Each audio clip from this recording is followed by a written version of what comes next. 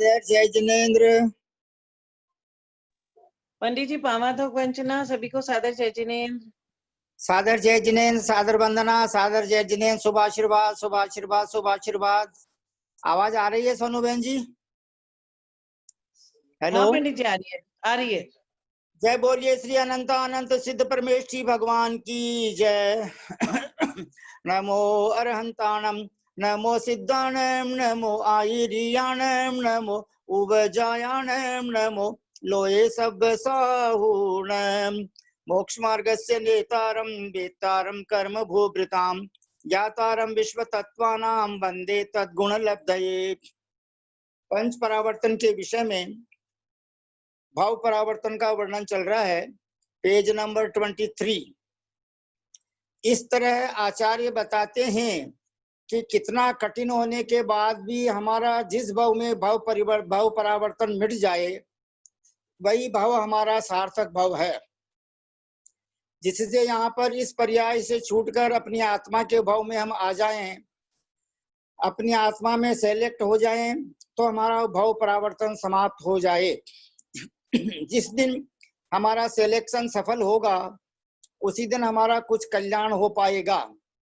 जैसे मुनि जब मुनि जैसे बनकर भी इतने सागर परावर्तन ही करते रह जाते हैं और वह भी लगातार कर ले तो बात भी देव में आने के बाद एक इंद्रिय में जाने की संभावना ज्यादा हो जाती है। मनुष्य तो जाता ही जाता है, लेकिन खास करके 2 स्वर्ग तक के देवों की संभावना इतनी ज्यादा बन जाती है। ऐसा शास्त्रों में आया है कि देवों को अवधि ज्ञान के द्वारा गर्भ के दुख का पता होता है और उस दुख से ऐसी भावना बना लेते हैं कि इससे अच्छा तो कि मैं एक इंद्रिय में चला जाऊं। इसी भावना से देव एक इंद्रिय में आकर जन्म ले लेता है। हमने इस तरह भाव परावर्तन को समझा। उत्तरोत्तर परावर्तन कठिन होते जा रहे हैं। यह थोड़ा यह चिंतन का विषय है कि आचार्य सबसे पहले द्रव्य परावर्तन क्यों बताएं। भाव पहले बता देते, काल पहले बता देते, इस क्रम से बताने का क्या कारण है? शरीर के द्वारा ही तो कर्मों को भोगेगा, इसलिए सबसे पहले 9 कर्म परावर्तन बताया गया और फिर द्रव्य कर्म परावर्तन बताया। पुनः वह जीव जन्म ले लेता है तो कहाँ रहेगा? कहा जाता है कि संसारी जीव हमेशा किसी के आश्रय से ही रहता है। वह सिद्ध परमेष्ठी के जैसे बिना किसी के आश्रय नहीं रह सकता, हमेशा किसी आश्रय से ही रहता है। तो फिर कोई क्षेत्र भी चाहिए रहने के लिए। तब आचार्य ने क्षेत्र परावर्तन से परिचय करवाया।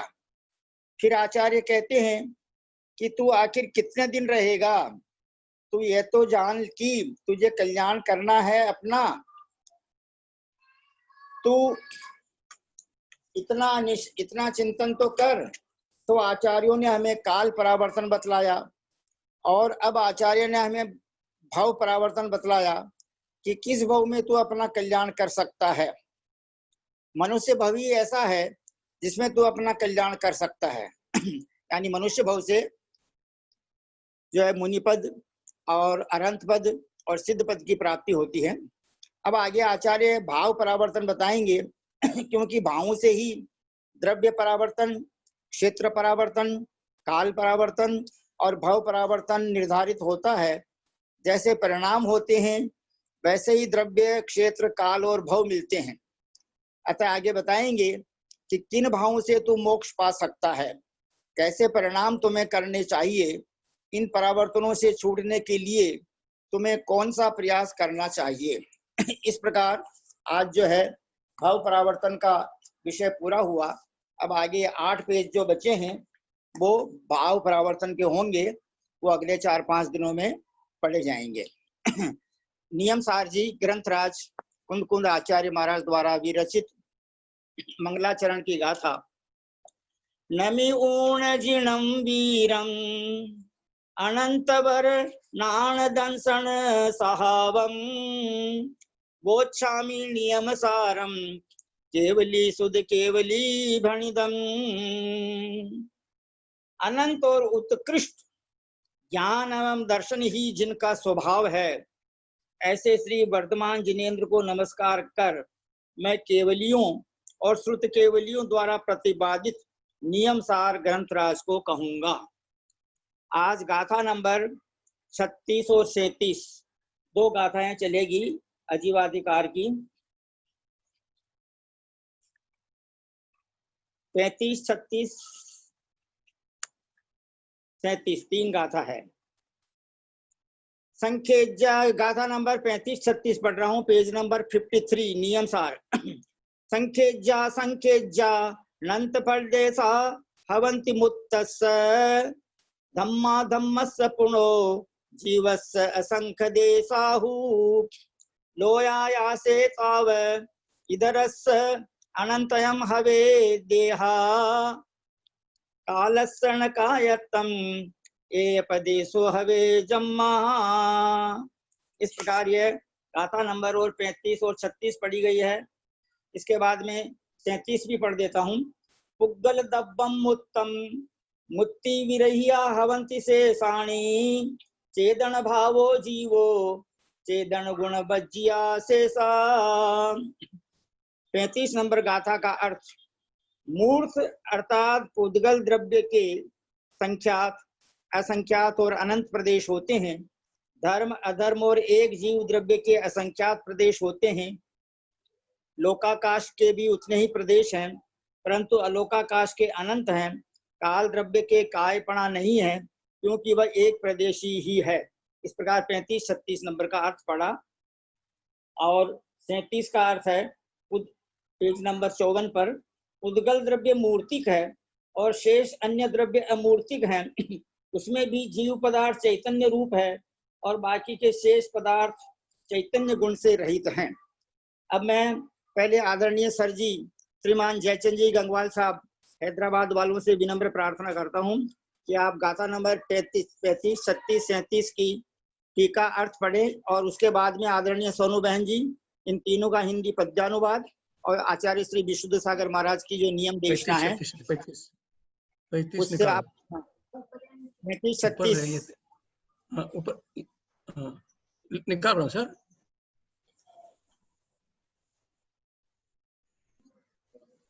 Page number 53। थोड़ा ऊपर ले रहे। अरे तो जब तक नहीं काटे मैं हिंदी वाला पढ़ देती हूँ। अरे पढ़ो। 6 द्रव्यों के कितने प्रदेश संभव है इस बात का।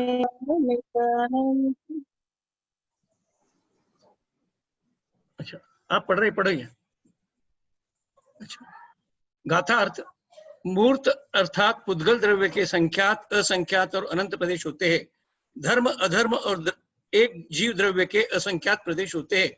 लोकाकाश के भी उतने ही प्रदेश होते हैं, परंतु अलोकाकाश के अनंत है। काल द्रव्य के कायपना नहीं है, क्योंकि वह एक प्रदेशी ही है। शुद्ध पुद्गल परमाणु के द्वारा रुका हुआ आकाश ही प्रदेश कहलाता है। पुद्गल द्रव्य के ऐसे संख्यात असंख्यात और अनंत है। लोकाकाश धर्म अधर्म और एक जीव द्रव्य के संख्यात प्रदेश है। लोकाकाश के अतिरिक्त अलोकाकाश के अनंत प्रदेश है। काल द्रव्य का एक ही प्रदेश है, इसलिए उसमें कायपना नहीं है, परंतु वह द्रव्य तो है ही।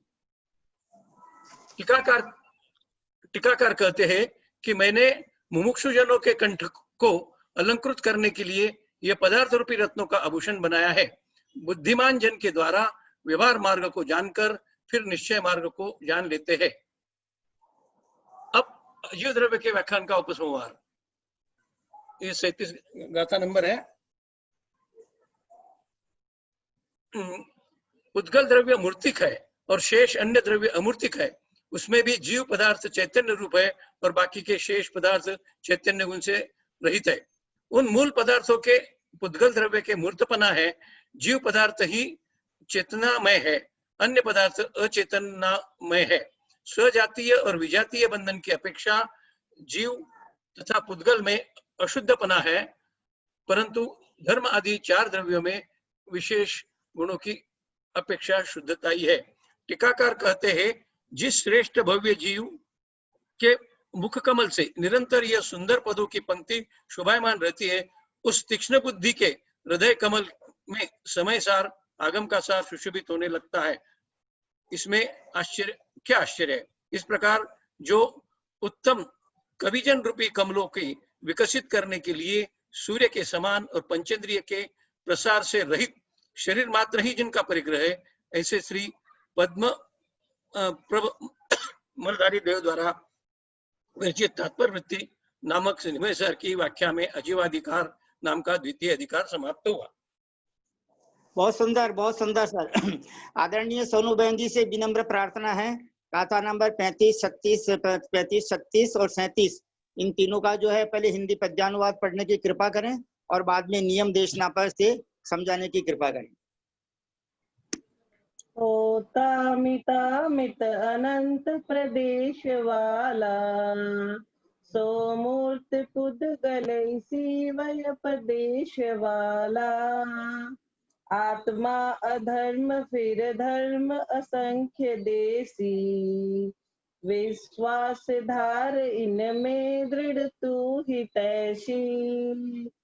होता उसी तरह लोक असंख्य देसी, हो सर्व में गुरु अलोक अनंत देसी। पै काल काल्यपन को धरता नहीं है, वो एक देश धरता अनुसार सही है। ये 5 द्रव्य नभ धर्म अधर्म काल, ओ जीव शाश्वत मूर्तिक है निहाल। है मूर्त पुद्गल सदा सुन भव्य प्यारे, है जीव चेतन अचेतन से सारे।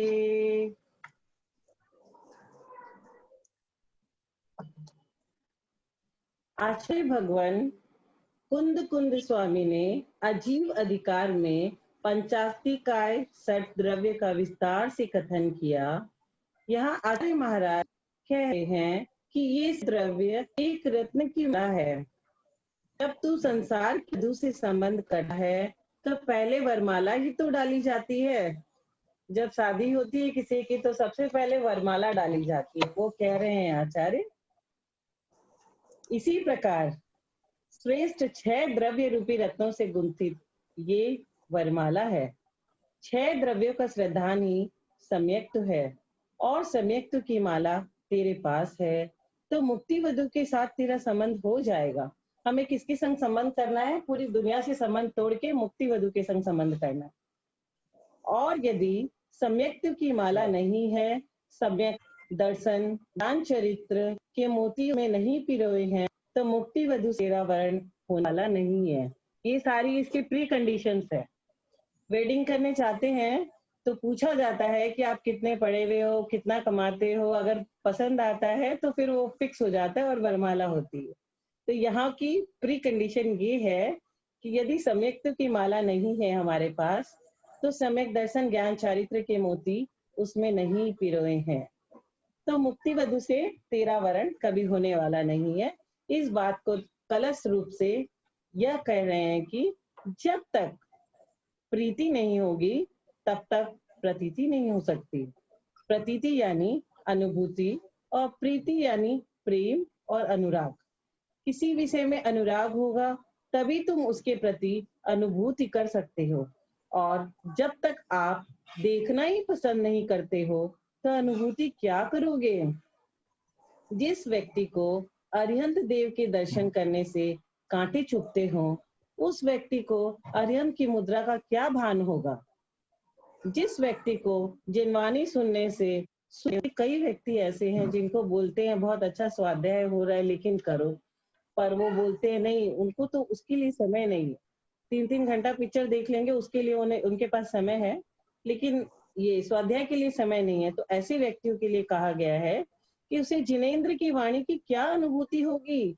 आत्मा शब्द पर ही जिसको चिढ़ छूटती हो उसे आत्मा की क्या अनुभूति होगी? हम यहाँ जितने भी लोग बैठे हैं, हम जैसे कि पंडित जी साहब बोलते हैं 7 दिन में से कोई से भी एक हम मोक्ष जाने हुए हैं। सोमवार, मंगलवार, बुधवार, बृहस्पतिवार, शुक्रवार, शनिवार, रविवार हम भव्य आत्मा किसी न किसी दिन आएंगे। कोई पहले जाएगा, कोई बाद में जाएगा, लेकिन जाएंगे सभी को, क्योंकि हमारे में ये सारे अवगुण नहीं है जो जो अभी बताए गए हैं कि हम आत्मा को नहीं समझते हैं या हमारे पास ये तीनों मोती नहीं है, हमारे पास है और हम समझ रहे हैं इनका इम्पोर्टेंस। तभी हम दिन में अपनी निद्रा को त्याग के हम यहाँ स्वाध्याय करने बैठे हैं, और वो भी बहुत चाव से। अब तूने व्यवहार की पूर्णता को प्राप्त कर लिया, क्योंकि छठवां गुणस्थान व्यवहार की पूर्णता है, निश्चय की पूर्णता नहीं। गुणस्थान तो हम लोगों का श्रावक का चौथा से ऊपर जा ही नहीं सकता है जब तक कि हम लोग व्रत न ले, प्रतिमा न ले। तो पहला गुणस्थान में हम लोग हैं या चौथे में है, तीसरे में तो मिस्र में हम लोग है नहीं। दूसरा गुणस्थान का समय बहुत कम अवधि का होता है। तो मिथ्यात्व, सासाधन, मिश्र और अविरत सम्यक, तो हम लोग प्रिज्यूम कर लेते हैं हम लोग चौथे गुणस्थान में हैं। लेकिन मुनि तो उससे आगे जैसे ही प्रतिमा ले लेते पांचवें गुणस्थान, जैसे कि हमारे भैया जी संयम में पहुंच गए, और उसके बाद ऊपर वाले गुणस्थान प्रशस्त विरत गुणस्थान में मुनि वगैरह पहुंच जाते हैं। पर ये भी व्यवहार की पूर्णता है, निश्चय की नहीं है। निश्चय की पूर्णता तो 14वें गुणस्थान में होगी जब हम केवली बनेंगे। तो 14वें गुणस्थान तक तो सब आदान प्रदान गुणस्थानों का चलता रहता है। मुनि अगर आहार चर्या को निकले हैं और आहार के लिए एक निवाला अपने मुंह में रखे हैं, तो निवाला उठाने से रखने तक में गुणस्थान चेंज हो जाता है। तो गुणस्थान कब कौन किस गुणस्थान में है ये बताना बड़ा मुश्किल है। कम से कम 6 माह तो अभ्यास कर, निज आत्मा का तुझे आत्मा की प्रतीति हो जाएगी। अगर हम 6 माह तक अभ्यास करें कि हम आत्मा है और हमें ऐसे करना है वैसे करना है, तो हमें उसकी प्रतीति, उसका आभास होने लगेगा। और अभ्यास वही करेगा जिसे प्रीति होगी, जिसको लगाव है, जिसे सिद्ध बनना है, बहुत जल्दी वही अभ्यास करेगा, वरना तो करेगा नहीं। जिसे प्रीति नहीं है वो प्रतीति के लिए अभ्यास कभी नहीं करेगा। जिस विद्या में जिसकी रुचि होती है, तभी तो डॉक्टर, इंजीनियर और सीए उसका अनुभव कर रहे हैं। हमारी पहले इंटरेस्ट था कि हम सीए बने तो हम बन गए। अभी अगर हमारा इंटरेस्ट है हमें सिद्ध बनना है तो हम वो भी बन सकते हैं, क्योंकि सिद्ध तो मनुष्य ही बनते हैं, सिद्ध नहीं बनते कभी। मनुष्य जो होते हैं, और सिद्धों की भी आप पुराने भवों की कथा होगी तो कभी शेर बनते हैं, कभी हाथी बनते हैं। तो उन्होंने भी कुछ किया होगा जो हम करते आए हैं। हम गलतियां करते आए हैं भव से, कभी जानवर बनते हैं, कभी पहुंच जाते हैं। लेकिन जब हमारी इच्छा हो जाएगी कि अब सिद्ध बनना है, तो हमें वो उस मार्ग पे चलना अपने आप आ जाए। आचार्य परमेश्वर ने प्रीति पूर्वक सठ द्रव्य रत्नमाला को कंठ का आभूषण बनाया। अब प्रीति प्रेम कब और किससे, ये परमार्थ विषय है। यहाँ प्रीति से तात्पर्य लोगों के प्रति अनुराग पूर्वक तत्व दृष्टि, भव्य जीवों के कल्याण के उद्देश्य से आचार्य महाराज ने करुणा दृष्टि से इस 60 द्रव्य की रत्नमाला को गुंजित किया है। तो हमारी जितनी भी बहनें हैं जो बहुत सुंदर सुंदर हीरा मोती पन्ना और सोना की माला पहनती है, अब उस पर ध्यान न देके हमें ये माला पहननी है। आचार्य भगवान कुंद स्वामी गाथा 35 और 36 में कह रहे हैं कि प्रत्येक द्रव्य प्रदेश है, और किस द्रव्य में कितना प्रदेश है आचार्यों की अपनी अपनी विद्या है, कि जिसमें कम शब्दों में विशाल बात हो जाए उसे श्रेष्ठ सूत्र कहा जाता है। जैसे कि तत्वार्थ सूत्र में हम देखते बहुत कम सूत्र में बहुत सारी च करके वो ऊपर वाला पूरा एक्सप्लेन कर देते हैं। एक सूत्र कर्ता को जितने कम अक्षर लगते हैं उसको उतना सुख होता है, जैसे कि बंध्या स्त्री को पुत्र की प्राप्ति हो जाए। जिस स्त्री को कभी भी पुत्र नहीं हुआ लेकिन उसको पुत्र की प्राप्ति हो जाए, तो जितना खुशी उसको होती है उतनी आचार्य को जब वो सूत्र लिखते हैं तो सूत्र छोटा अगर हो जाए, एक अक्षर भी उससे कमा जाए, तो उनको उतनी खुशी मिलती है। सूत्र का अर्थ आचार्य ने कहा जिसमें अक्षर अल्प हो और सारभूत हो, सार मतलब तथ्य हो, उसमें सार से भरा हो, जो गूढ़ रहस्य का कथन करने वाला हो। कुंद स्वामी की दृष्टि से जो गंधर्व परमेश्वरी द्वारा कथित है वो सब सूत्र है, परंतु हमारे आचार्यों ने वही कहा है जो गंधर्व परमेश्वरी ने कहा है, इसीलिए सूत्र है। सूत्र जिसमें अक्षर कम हो, असंदिग्ध होना चाहिए, किसी प्रकार का संदेह नहीं होना चाहिए, संशय, विपर्य, अंध्य वसाय आदि 3 दोषों से रहित तुम्हारा ज्ञान है, तो वह समय ज्ञान है। इसका मतलब पहले भी अपन ने पढ़ा था कि हमें कभी भी शास्त्र की भाषा पे संशय नहीं करना चाहिए। जिनवाणी में जो लिखा है, आगम में जो लिखा है, उसे हमें सच मानना चाहिए। यदि अगर दो शास्त्र पढ़ते हैं और कुछ कंट्रोवर्सी आती है तो हमें यह समझना चाहिए कि हमारा इंटरप्रिटेशन रॉन्ग है, शास्त्र कभी रॉन्ग नहीं हो सकता।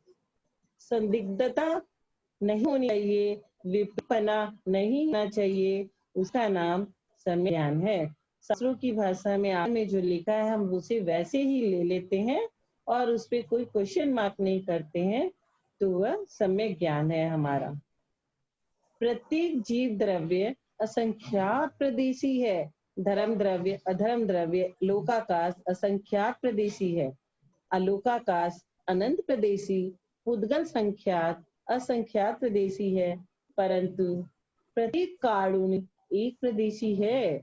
फिर भी सबसे भिन्न है, स्वतंत्र है, एक दूसरे से मिश्रित नहीं है। रत्नों की राशि के समान एक एक प्रदेश पर एक एक कालुणा अवस्थित है। एक शुद्ध पुद्गल परमाणु आकाश के जितने क्षेत्र को घेरता है उसका नाम प्रदेश है।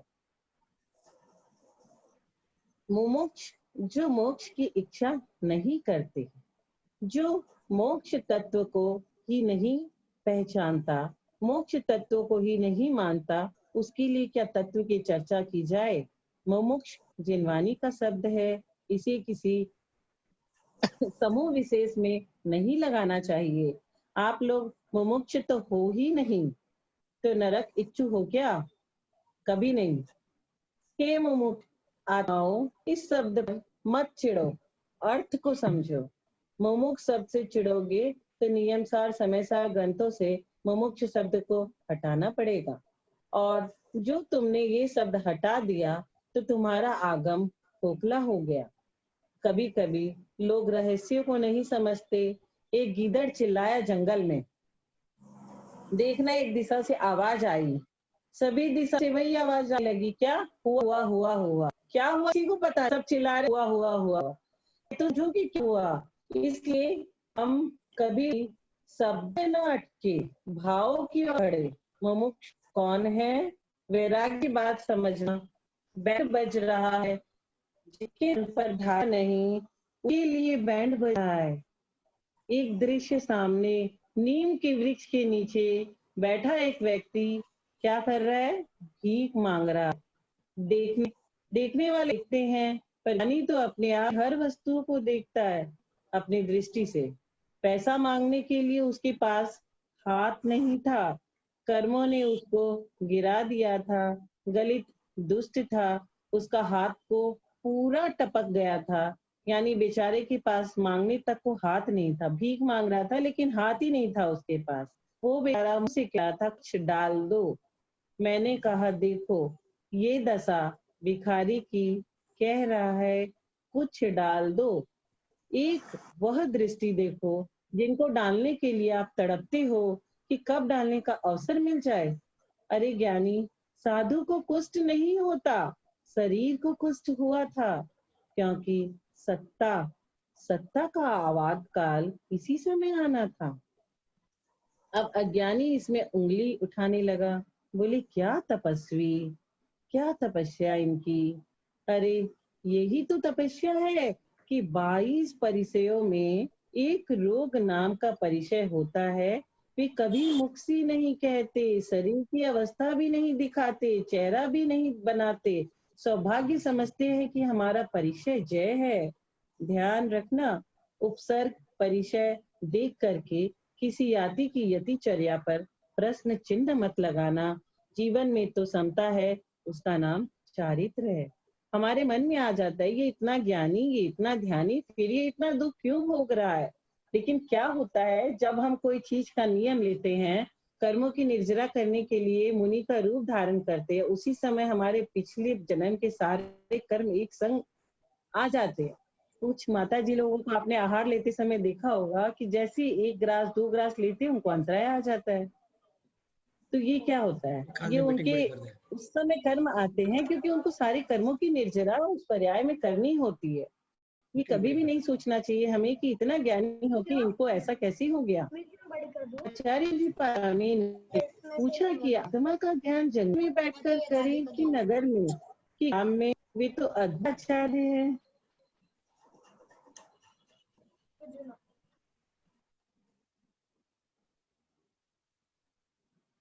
जिन्हें समय ग्रंथ ध्यात्म पत्नी चलाने वाले कुन स्वामी के ग्रंथों का निचोड़ लिखा है। आचार्य देवसेन स्वामी ने तो बाद में लिखा। आचार्य पूज्यपाद स्वामी रचित अध्यात्म की अनुभूतियां लेना है तो समाधि शतक और इष्टोपदेश 2 ग्रंथ है। पूज्यपाद स्वामी कह रहे हैं कि ग्राम और अरण्य में निवास कैसे करूं?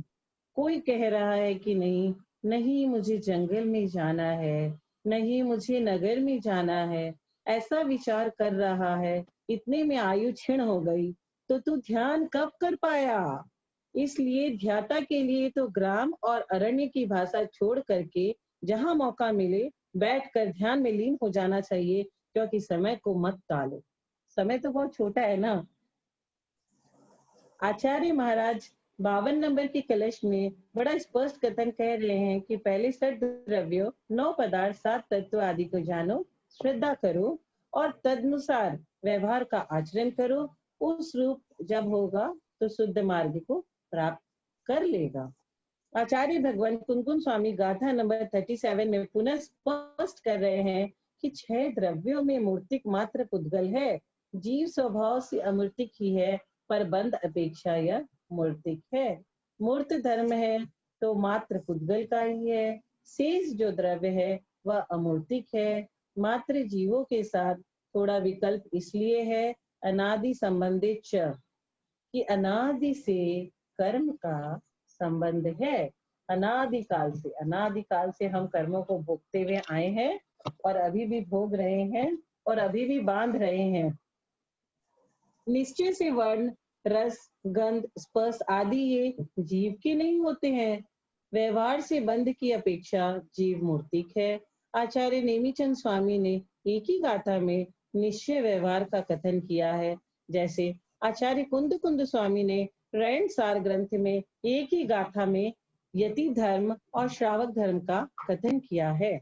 आप लोगों को अनधिकृत चेष्टाएं चल रही है कि दान पूजा में लग जाए, मुनिराज और ध्यान अध्ययन में लग जाए, श्रावक गण अपना अपना काम करो। दान देना, पूजा करना ये श्रावक का मुख्य धर्म है। यदि वो ऐसा नहीं करता तो श्रावक कहलाने का पात्र नहीं है। ध्यान करना, अध्ययन करना ये यति का मुख्य धर्म है। यदि यति इन दोनों कर्मों से विमुख हो जाता है तो प्रपंचों में पड़ा है। तो आचार्य कुन स्वामी कह रहे हैं कि तुम शोभा को प्राप्त नहीं होते हो। एक गाथा में दोनों का कथन हो रहा है। कुन महाराज जी ने अच्छी मीठी मीठी डांट लगाई और मधुर डांट लगाई है। रैन सार ग्रंथ के लिए विद्वानों में मतभेद है। कुछ में विद्वानों की कंट्रोवर्सी हो जाती है, कुछ का मानना कुछ रहता है और कुछ का मानना कुछ रहता है। अपन तो ये माने कि दिगंबर आचार्य का ग्रंथ है। दिगंबर आमनाय के विपरीत एक भी गाथा नहीं है उसमें। पूर्ण दिगंबर आमनाय का पोषण करने वाली गाथा है। शुद्ध मार्ग, शुद्ध आगम का कथन कर रही है। अध्यात्म का बहुत अच्छा कथन किया है। बोले, ओ मुनि, मेरा संघ, मेरा गण, मेरा गच्छ इसमें बड़ा है तो हो गया तेरा मोक्ष। अहो, तू कैसी बात कर रहा है? योगी का रत्नत्रय ही गण है और 10 धर्म ही गच्छ है, उसको संभाल। कहो तू गण गच्छों में पड़ा है। ये मधुर मधुर भाषा है कुंद स्वामी की। रयनसार यानी रत्नों का पिटारा। आप अपने को संभालो, गण गच्छ में न जाओ। यदि गमन करना है तो सिद्ध भक्ति की ओर ये निश्चय दृष्टि है। व्यवहार से आप शिष्य को शिक्षा, दीक्षा आदि प्रचार में लिखा है, नहीं तो आप सब व्यवस्था में भंग कर दोगे। प्रवचन सार की चरणा नियोग चुलिका वास्तव में पठनीय, चिंतनीय, अनुकरणीय है। कुंद महाराज ने अंत में लिख दिया कि माना कोई अभव्य जीव भी मुनिराज होता है। माना कोई अभव्य जीव मुनि महाराज है। अब मिथ्या दृष्टि कहने लगा कि आवश्यकता नहीं है कि अभव्य ही है, परंतु जैन तत्व का महाज्ञान है। ऐसा योगी नगर में पधारे तो आप नमोस्तु करोगे कि नहीं? कुंद कुंद स्वामी कह रहे हैं, रहस्य समझना पहले। अभव्य है परंतु ज्ञान संपन्न है, तो नमोस्तु करोगे या नहीं करोगे? कदाचित आपको मालूम हो गया किसी केवली के माध्यम से। केवली जानते हैं कि कौन भव्य कौन अभव्य, हम नहीं पता कर सकते कभी भी। तो केवली के माध्यम से अथवा उनकी क्रियाओं से फिर भी कुंद कुंद स्वामी कह रहे हैं कि नमोस्तु कर लेना। क्यों? पहला प्रश्न तो यह है कि ये आपकी परीक्षा का विषय बनता नहीं, ये गौण विषय है। आप नहीं डिसाइड करोगे कभी भी कि कौन भव्य है और कौन अभव्य। किसे नमोस्तु करना है, किसे नहीं करना। आप विद्वान हैं, बुद्धि जी के पीछे किसी की श्रद्धा को डावाडोल मत कर देना। फिर से समझना, उस जीव के पास श्रुत निर्मल है। जब हम एक विद्वान का सत्कार कर सकते हैं तो हम उनको भी नमस्कार करें। विद्वान का जब हम सत्कार करते हैं, विद्वान मतलब पंडित जी लोगों को, कुछ लोगों को बहुत बहुत ज्यादा मान कसाय होता है। उनका शास्त्र अध्ययन बहुत अच्छा होता है, ज्ञान बहुत अच्छा होता है, लेकिन ज्ञान के संग संग कभी कभी उनका मान कसाय आ जाता है। तो गुणस्थान में तो अपने ने पढ़ा है ना कि अनंतानुबंधी गुणस्थान, अनंतानुबंधी कसाय, वो क्या होता है? वो मिथ्यात्व में रुलाने वाला है हमको हमेशा। तो जब हम एक विद्वान का सत्कार करते हैं तो हम उनको भी नमस्कार करें। उनको मतलब किनको? अभव्य जीव को, जो मुनि महाराज बन चुके हैं। फिर हमें पता है मिथ्या दृष्टि जीव 9वें ग्रेवत तक जा सकता है। और आप लोग सबको विदित है कि सुमेरु पर्वत जितना सुमेरु पर्वत भर जाए उतनी बार हम खुद पिक्षी धारण कर चुके हैं। क्योंकि हम तो तभी भी थे जब हमारे आदिनाथ प्रभु थे, और अभी भी है। प्रभु को मोक्ष गए हुए बहुत वर्ष हो गए और हम अभी तक यहीं पे रुल रहे हैं। उनके अंदर जो समय ज्ञान भरा हुआ है, मतलब ज्ञान जो उनके अंदर भरा हुआ है, उसकी वंदना हम कर लें। क्योंकि वंदना नहीं करेंगे तो उनसे कुछ प्राप्त नहीं कर सकेंगे। हमको किन्हीं से कुछ प्राप्त करना है तो हमें उसे नमस्कार करना होगा। जैसा आप सभी को मालूम है, जब लक्ष्मण जी रावण के पास गए, रावण की विद्या उसे लेनी थी, तो जब वो सर के पास जाके खड़ा हुआ तो उसे विद्या नहीं मिली। तो रामचंद्र जी ने उनसे कहा, तुम कहाँ खड़े हुए थे? तो बोले, मैं सर के पास खड़ा था। तो बोले, दूसरे दिन जाना, पैर के पास खड़ा होना, उसे नमस्कार करना, तब तुम्हें विद्या मिलेगी। तब उसे विद्या हासिल हुई। वंदना नहीं करेंगे तो उनसे हमें कुछ प्राप्त नहीं हो सकेगा।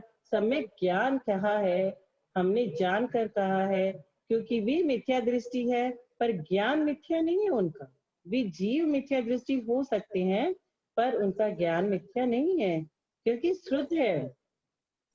उनके लिए तो मिथ्या ज्ञान है और उन्हीं का ज्ञान तुम्हारे लिए मिथ्या नहीं है। क्योंकि वो मिथ्या ज्ञान उनको लेके जाएगा जहां उनको जाना हो, लेकिन आप तो उनमें से सार सार लोगे ना। श्रुत की बात कर रहे हैं कि उसके लिए तो मिथ्या है स्वयं के लिए, पर उनका ज्ञान सम्यक है। क्यों? वो मन वाणी की बात नहीं बोल रहे, वो अपने मन से कुछ भी बात नहीं बोल रहे, जो भी बोल रहे श्रुत की भाषा बोल रहे हैं। तो श्रुत का ज्ञान हमेशा सम्यक ज्ञान होता है। मिथ्या दृष्टि जीव जो अभव्य है, वो सम्यक ज्ञान की देशना दे सकता है। जब जड़ को हम श्रुत ज्ञान खोज लेते हैं, वो तो चेतन द्रव्य है। जड़ में जब हम खोज लेते हैं, वो तो चेतन है। उनकी श्रद्धा में कमी करने से जो सामने खड़े अनेक जीव है, उनकी जिन मुद्रा के प्रति अश्रद्धा हो जाएगी। जिन मुद्रा के प्रति जो हमारे मन में इतनी भावना है, उसकी अश्रद्धा हमें कभी नहीं करनी। उस अश्रद्धा में तो कारण बनेगा। इसलिए तुम्हें क्या करना है? नमस्कार करना है। हमें जो भी मुनि महाराज हमारे गांव में, शहर में आते हैं, हमें अगर उनको फॉलो नहीं करना है तो उनकी बात भी नहीं बनानी है, बस उन्हें नमस्कार करके अपना हट जाना। मैं कह रहा हूँ, ऐसे त्यागी व्रती भी तुम्हें मिल जाए जो ये कहें कि हमें भर करना, उन्हें नहीं करना, सिर्फ हमें मानना और उन्हें नहीं मानना। इसी भावना किसी के मन में आ जाए, बोले हम ही सब कुछ है। ऐसा कोई संत हो, ऐसा कोई संग हो जो बोले हम ही सब कुछ है, तुम्हें हमें ही मानना है और किसी को नहीं मानना, तो उनको कहना नहीं भैया, हम तो जिनवानी को मानते हैं।